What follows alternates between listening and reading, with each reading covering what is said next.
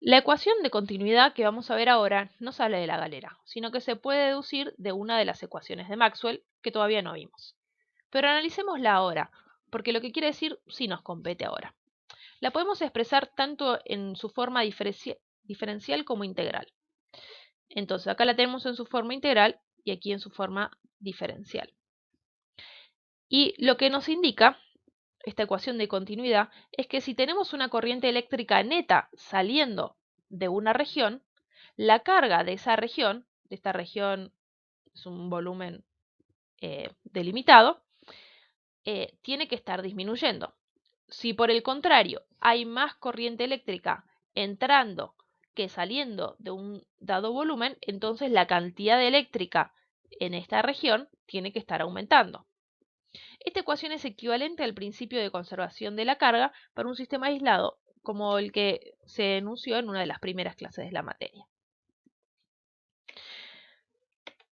Y para corriente continua, es decir, constante, como no se puede crear ni destruir carga, toda la corriente que entra a este volumen cerrado, o a un volumen cerrado cualquiera, tiene que ser igual a toda la que sale. Es decir, ¿cómo expresamos esto matemáticamente?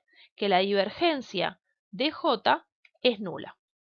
Esa sería la forma diferencial y si no en su forma integral, bueno, el flujo de la densidad volumétrica de corriente a través de una superficie cerrada que delimita este volumen delimitado es nula. O sea, todo lo que entra tiene que ser igual a lo que sale.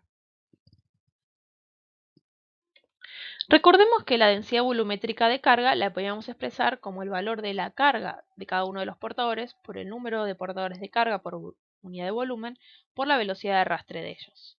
Y que la velocidad de arrastre a su vez era la movilidad de los portadores de carga por el campo eléctrico.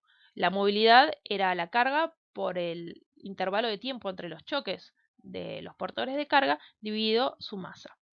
Ahora, si a todos estos parámetros los englobamos en un nuevo parámetro llamado sigma, no confundir sigma con densidad de carga, sino es esta la conductividad eléctrica del material, llegamos a esta expresión. Este sigma vemos acá de qué depende, de Q, de N, de tau, de M, es decir, son parámetros todos que dependen del material y de la temperatura. Bueno, y esta expresión que vemos acá se conoce como ley de Ohm y en su forma diferencial o local. ¿Por qué tengo acá este asterisco? Bueno, porque en realidad esta no fue la forma en la que la dedujo Ohm en un primer momento. Él la dedujo en su forma integral y lo vamos a ver a continuación. Pero lo que podemos analizar acá es que cuanto menor es la conductividad del material, se debe aplicar un campo eléctrico más intenso para lograr la misma densidad de corriente. Vamos a llegar ahora a la forma integral de la ley de Ohm, analizando el caso particular más sencillo de un conductor eléctrico cilíndrico uniforme. Tiene una longitud L, una sección transversal A y tenemos un campo eléctrico uniforme en la dirección aquí señalada. Como el potencial es menos el gradiente del campo eléctrico, vamos a tener un potencial en el extremo izquierdo mayor al potencial del extremo derecho. Llamémosle B sub A al izquierdo y B sub B al derecho. Entonces, si queremos hallar la caída de potencial entre estos dos extremos, A y B, lo calculamos como menos la integral del campo entre estos A y B, puntos A y B. Siendo que E tiene esta dirección que es paralela al conductor y elegimos como camino de integración este camino paralelo al campo, acá tenemos que directamente el delta B es menos E por L. Por otro lado, y acá bueno, invirtiendo los términos, siendo que B sub A era mayor que B sub B, bueno, delta B positivo es igual a E por L. Bueno, ahora recordemos la ley de Ohm en su forma diferencial que acabamos de deducir. J es sigma por E. Y para hallar la corriente lo que tenemos que hacer es integrar J en esta sección transversal de nuestro cable, de nuestro cilindro. Bueno, como J es uniforme, puesto que E es uniforme todo a lo largo, pero también sobre todo en la sección del del conductor y es directamente J por A.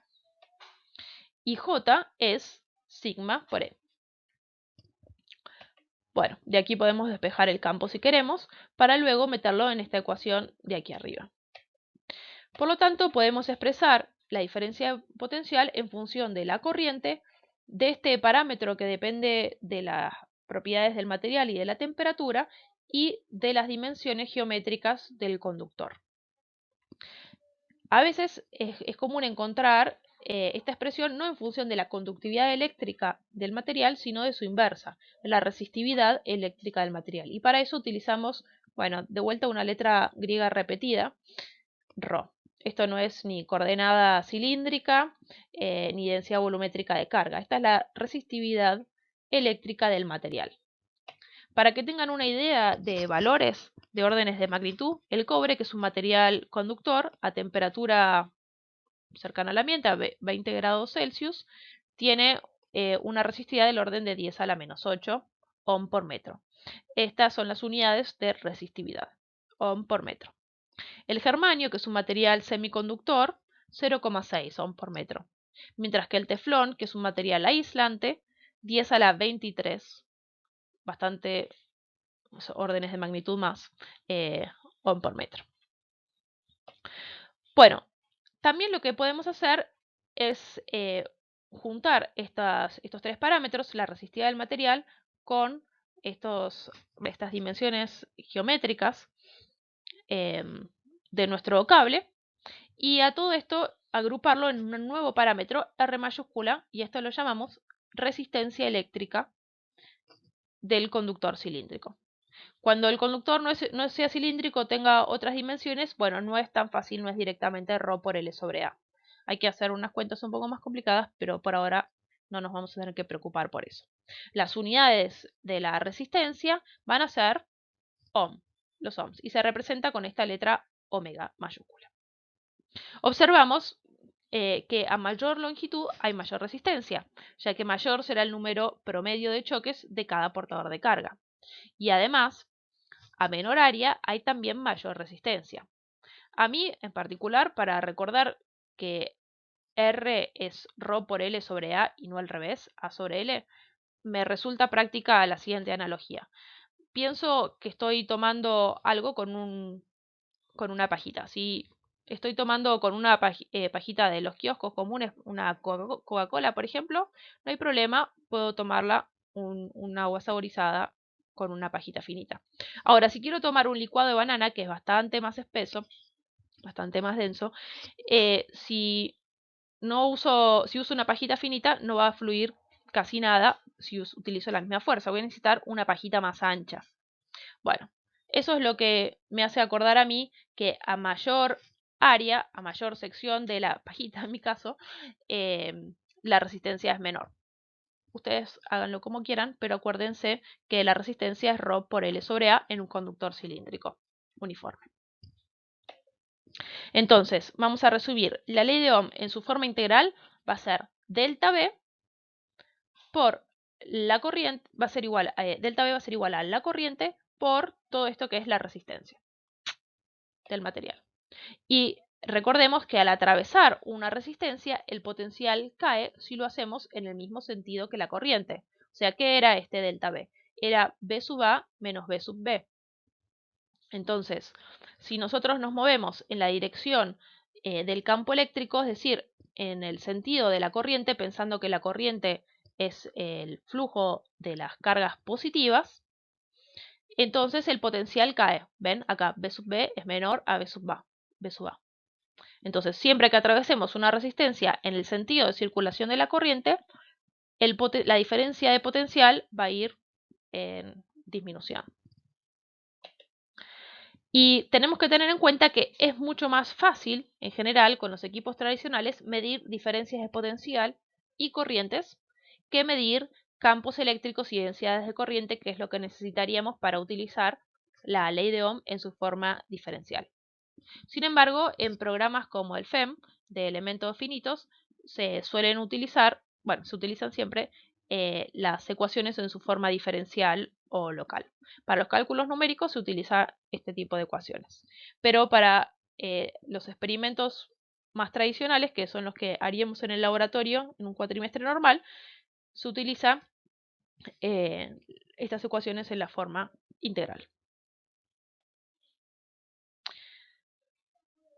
Bueno, vamos a clasificar a los materiales ahora en función de su comportamiento eléctrico, a ver si es óhmico o no óhmico. ¿Qué significa que sea óhmico o no óhmico? Bueno, un material óhmico va a ser aquel que respete la ley de Ohm, es decir, que delta B o que siga la ley de Ohm, que delta B es I por R, o bien despejando, bueno, la resistencia es el cociente entre la diferencia potencial entre dos puntos del material dividido la corriente que fluye por él. Como dice acá, en un cierto estado. ¿Qué significa este asterisco en un cierto estado? Es decir, a temperatura ambiente.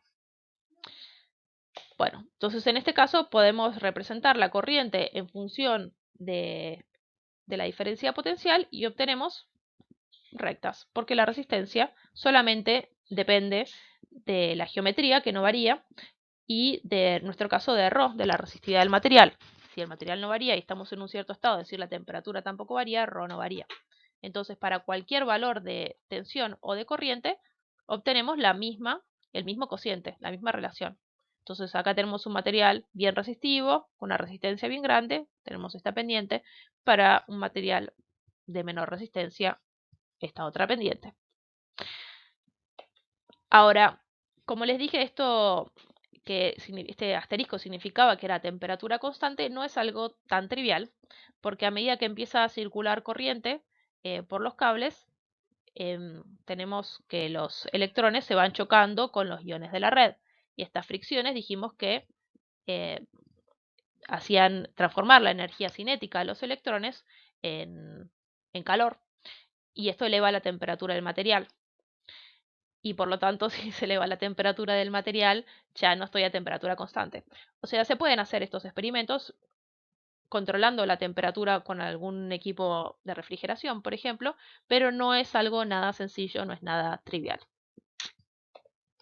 Bueno, ahora un material no lineal, no óhmico, va a ser aquel que no obedezca la ley de Ohm.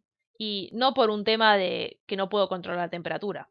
Incluso a temperatura asegurada constante, no lo respetan. Y ese es el caso, por ejemplo, de los diodos, que permiten la circulación de corriente en un sentido muy fácilmente, pero en el otro sentido se comportan prácticamente como un cable abierto, o el caso de las pilas.